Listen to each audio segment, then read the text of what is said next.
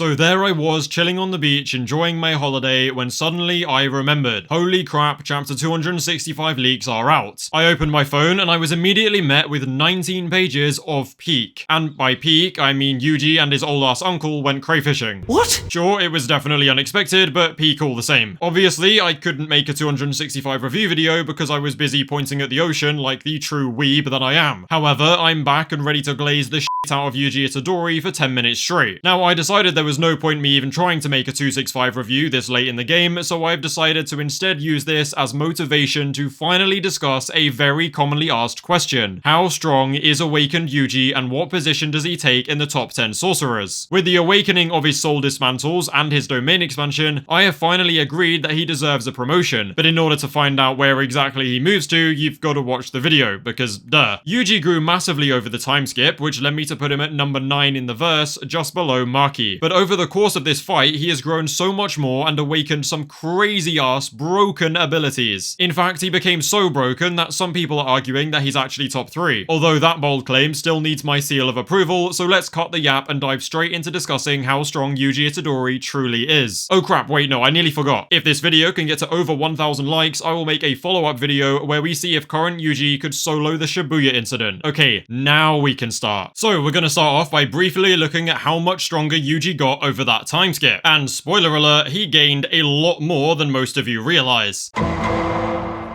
Now, his first his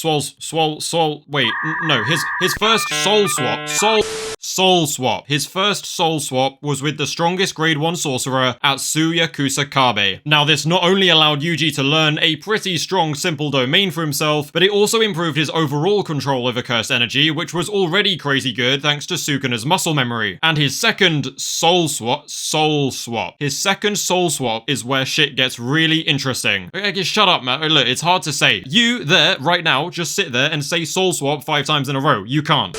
As I was saying, his second soul swap was with Yuta Okotsu, the prodigy of the modern era. And what was the purpose of this swap, you ask? We have no clue. It's still a complete mystery, it's not confirmed. However, even if the true purpose is still hidden, there are some crazy benefits to be gained from this swap that many people have not clocked onto. Yuta's first swap was actually with Satoru Gojo in order for him to finally improve his sloppy cursed energy control and get used to the limitless technique. And it's pretty much a given that Gojo's cursed energy control is the best in the whole verse because, well... because he's Satoru Gojo. So if Yuta swapped with Gojo and then with Yuji, it follows that Yuta would engrave his improved cursed energy control into Yuji too. So when you really deep it, Yuji's control of cursed energy has been improved by himself, Sukuna, Kusakabe, and Gojo. Those are literally the most skilled cursed energy users in the whole verse. Not to mention he was taught by big brother Todo way back when, so it's no wonder that Yuji can simply spam black flashes when you consider how crazy busted his cursed energy control is. Having that control also means that he massively buffs his cursed energy enhancement and base physical stats. Thanks to also just being built different, Yuji has pretty much become a heavenly restriction level fighter with cursed energy to boot. And Yuji also ate the remaining Death Knob paintings and then was taught the basics of blood manipulation by Chozo and Kamo. In terms of blood manipulation, Yuji has a lot to learn, but the potential is definitely there. As of now though, his blood manipulation can only reliantly be used for supernova and healing. Speaking of healing, Yuji also learnt reverse curse technique and is able to use it alongside blood manipulation to make it more efficient than conventional RCT, which involves creating fresh blood from cursed energy. He can simply slop his spilled blood back into his body and save all the cursed energy that would have gone into creating it. And of course, the final thing that Yuji mastered over the time skip was targeting the opponent's soul with his already strong-ass punches. Well, to be specific, he actually targets the barrier dividing Sukuna and Megami souls, but it's safe to say that he could also just target a regular soul if he wanted to. Yuji's mastery and understanding of this ability was likely assisted by Yuki's book of plot convenience, and I won't say anything more on that because we don't know anything. Overall though, I do think it's clear to see that the time skip did help Yuji comfortably secure his spot in the top 10. Awakened Yuji though is a whole other conversation, so make sure to lock in. In much the same way that Mahito did in Shibuya, Yuji finally awakened his Shrine Curse technique after landing a Black Flash on his dear old uncle. That is immediately an upscale, simply because it increases the variety of tools available to him in a fight. However, this video is not about Yuji's potential, because if we're real with ourselves, we know that it's already on Sukuna's level. What we are focusing on is how strong he actually is right now. So as much as I agree that he got stronger from Awakening Shrine, his lack of output and experience didn't warrant him moving up a tier. When awakening it, he seemed to only be capable of contact cleaves and not ranged dismantles. The cleaves were also better used for shaping his environment as opposed to directly cutting the target due to low output. So Awakened Yuji was definitely stronger, but not by enough to push him to the top 5 in my opinion. Fortunately for my fellow Yuji Glazers though, that all changed when Yuta arrived in Gojo's body, which not only saved Yuji and Todo from Malevolent Shrine, but also bought Yuji enough time to make some pretty major adjustments to his newly awakened technique. Yuji Itadori took a leaf out of his uncle's book and used a binding vow to alter Cleave's target to the barrier dividing Sukuna and Megami's souls. Now bear in mind that Sukuna has tanked countless of Yuji's soul punches without it really seeming like they have a real dangerous effect. When taking one soul-slicing cleave though, Sukuna's thoughts immediately pondered the possibility of losing. He tells us that the soul cleave is considerably more effective than the punches, and that he would need to fully avoid getting hit in order for him to survive. And considering it's Sukuna we're talking about here, that response is genuinely crazy. Yuji basically made the output a non-issue by just changing Shrine's target to the soul. He has basically become a walking, talking, soul-splitting katana with the rest of his kit added on top of that. At the very least, this development makes him clear of Maki and Toji, which is something I was uncertain of until now. And sure, it's never outright confirmed that he could actually target a single soul as opposed to the barrier dividing two souls, but I really see no reason for him not to be able to do that. He's chosen the soul barrier because the goal is to save Megami, but I do believe that he could just shred up the actual soul if that's what he wanted to do, which is just broken. However, there is currently one weakness to this which is holding Yuji back, and it's the same weakness that Sukuna spotted and exploited. Despite some of the translations calling it a soul dismantle, it does seem to require contact to land, at least at the moment it does. Sukuna noticed this too and determined that if he doesn't let Yuji hit him with it, then it won't be a problem. If Yuji could throw them like a normal dismantle, then they would be way more dangerous, even to Sukuna. As of now though, he's still limited to close quarters, and there are a fair few sorcerers who still would not let him get anywhere near close enough to land that thing. At least that's my opinion. I mean, sure, you can argue that he'll be able to throw them in the future, but we're focusing on what we've seen right now. Plus, Yuji has always been a close quarters fighter, even when using attacks that are normally better at range. For example, blood manipulation. We also don't know if Dismantle is actually a base ability of Shrine, or if it's an extension technique that Sukuna developed himself. That is entering headcanon territory a little bit though, so I don't want to dwell on it too much. The point is that Yuji's soul slicing has put him in the top 5 conversation, but a lack of a domain and range still holds him back a bit. At least that was the case until Yuji decided he had had enough of the domain users gatekeeping the top 5, so he decided to finally expand his own. As of right now, Yuji Itadori does have a domain expansion. We have absolutely no clue what its name is, we have no idea what its sure hit is, or if it even has one of those, but the point is, Yuji does have a domain. The only thing that we really know about Yuji's domain though is that soul resonance is involved in some way. Sukuna confirms this when he says that it feels similar to him communicating with Jogo and Kashimo after beating the crap out of them. It's also very similar to Kenjaku and Takuba's fight, which Kenjaku describes as soul resonance. This would basically explain why Sukuna is in Yuji's form and why the domain's interior simulates Yuji's memories. Now at the end of chapter 265, Yuji says that he can kill Sukuna, which might imply that the domain does have a sure hit that he just hasn't activated yet. However, I'm not even going to try and guess what that could be, and I'm not even going to say for sure that it even has one. We really are just going to have to wait and see. A very important thing that we should not overlook though is that as of right now, it's very unlikely that Yuji's domain is anywhere near as refined as other special grades domains. Even Yuji says that he did it in a rush, so if Sukuna or any other experienced special grade clashed him in a domain clash, then they would almost certainly win. But thanks to Yuta, Sukuna is currently burnt out of his curse technique, so he can't clash for shit. Based on the fact that Sukuna hasn't used Hollow Wicker Basket or tried to fight back though, it's fair to assume that Yuji's domain actually has a ban on cursed energy, and that would make clashing your own domain in response completely impossible. However, we already know from the likes of Hakari and Higuruma that there is often a trade-off for something like that. In exchange for stronger clashing strength or a ban against cursed energy, both Hakari and Higuruma's domains lack a harmful guaranteed hit. So if Yuji's domain does prevent clashing or cursed energy use, then it follows that it won't have a super deadly sure hit. Basically, either way you look at it, Yuji's domain is a massive bonus, but until we see more of it, it does not push him into top 3. Top 5, on the other hand, is finally a conversation that we can actually have, so that's exactly what I'm gonna do. Before Yuji's awakening, my top 10 is as follows. At number 10, we have Hakari. At number 9, we have Yuji. At number 8, we have Maki and Toji. At number 7, we have Kashimo. At number 6 we have Yorozu, number 5 is Yuki, number 4 is Kenjaku, number 3 is Yuta, because he's Yuta, and he's the best, because he's Yuta, and number 2 is Gojo, and number 1 is Gojo. Oh, no, Sukuna. I mean, yeah, okay, fine. Sukuna's the strongest, whatever, go fuck yourself. Now, if you disagree with the order, then that's completely fine, but for the purpose of this video, it really doesn't matter what the order is. This is about Yuji and Yuji only. Also, putting them in a precise order will never be accurate because it's pretty much a free-for-all for everybody in here, with the exception obviously being Gojo and Sukuna. Basically, a proper top 10 list would look like this because anyone can beat anyone. Now, if you remember, I originally had Yuji in 8th or 9th alongside Maki. As of recent developments though, he has become a strong contender for the promotion into top 5 due to finally completing the domain expansion requirements. Based off our current version of Yuji though, any fight between him and the likes of Yorozu, Yuki, Kenjaku, and Yuta will still be extreme diff fights that can go either way due to factors like experience and domain refinement. Yuji versus Yorozu is definitely in Yuji's favor due to Yuji being able to strip reincarnated sorcerers away from their vessels, and the fact that he's physically capable of keeping up with that insect armor. Yuki, on the other hand, would still beat Yuji in my opinion. Yuji currently needs to get in close to be most effective, but if there's one sorcerer you never want to get close to, it's Yuki, because she will just one-shot most opponents. Even Yuji gets off as lucky as Kenjaku did, his lack of experience with reverse curse technique will buy Yuki enough time to just finish the job there and then. And that's assuming that Yuji even makes it past Garuda. Basically, I just think Yuki wins this one, okay? Kenjaku versus Yuji though is actually very difficult because we don't know how either of their domains perform in a clash, and they are also both very close in hand-to-hand skill. Unlike with Yuki though, closing the distance against Kenny is much less risky, meaning that Yuji does have a decent chance at doing some real damage. Gravity and those mini Uzumakis though are definitely problematic, so it's still an extreme diff fight that could go either way. I'm not even going to talk about Yuta versus Yuji because it's a fight that I really don't care about these days, and it's completely driven by agenda for most people. My money is firmly on Yuta, but everybody is free to think what they like. Yuji is most definitely clear of Hikari, Maki, and Kashimo though, and I'm also going to say that he does beat Yorozu. Given that Yuki, Kenjaku, and Yuta are all crazy close fights, I want to say that they should all just go in exactly the same tier with no specific number given. But people will always be wanting something to argue about, so I will give him a final number, but just remember that I really don't want to and I think it's stupid. Okay, I am going to move Yuji from 9th to replacing Yorozu at 6th. At least that is until we see how his domain actually works. In my mind, he is on the same level as Yuki, Kenny, and Yuta, but if you really want a number, then 6 is what I'm going to give to him. I realize a lot of people will disagree, but that's just what I think. Go f yourself. Simple as that, really. Realistically though, the numbers mean nothing. The point is that Yuji has become a crazy amount stronger than he was both before and right after the time skip. Anyway though, that about does it for the video. Don't forget to like and subscribe if you want to see more Yuji glaze. Feel free to join the Discord and follow me on Twitter, links below. I'll actually make a proper announcement soon, but if you want to see me react to some anime content like One Piece, then make sure to go sub to my new reaction channel. Anyways, thank you very much for watching, and I will see you in a bit.